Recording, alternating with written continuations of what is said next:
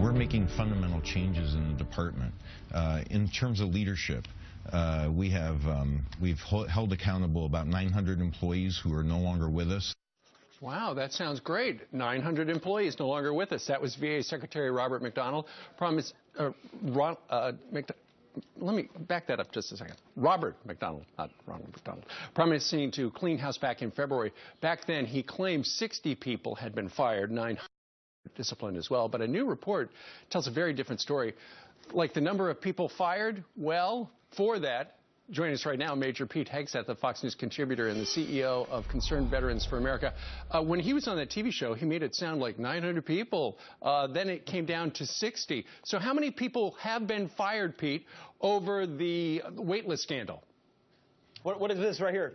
Call it a big donut.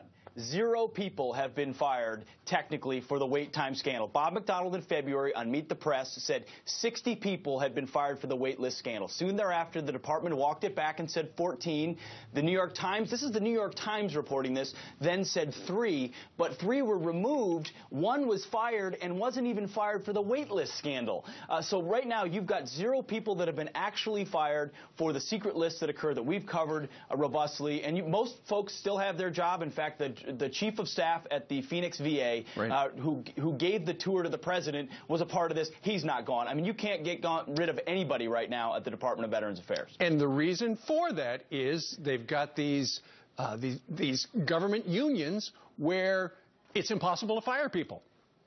That's right. I mean, we're talking about 2 years of paid administrative leave over the course of a review. And so when they talk about 900 people being held accountable or X number of people being held accountable, it's how many people are in the process of being reviewed with an overwhelming number of protections. Okay. It's not like you can walk in and do what you need to do, which is how you change a culture. Well, real briefly then, okay, maybe they haven't fired anybody, but has the program gotten better? Are vets getting to see the doctors now?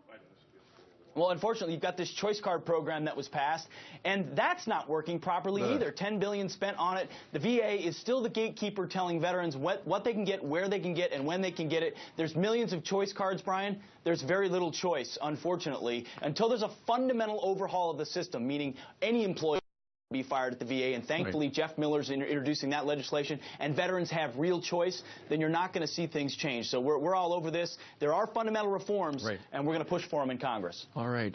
Pete Hegseth, who's joined us today from Houston, because last night the Defend Freedom Tour, which you saw launch last Friday here on the program, is down in Houston. If people would like to know where the next stop is, go to defendfreedomtour.com.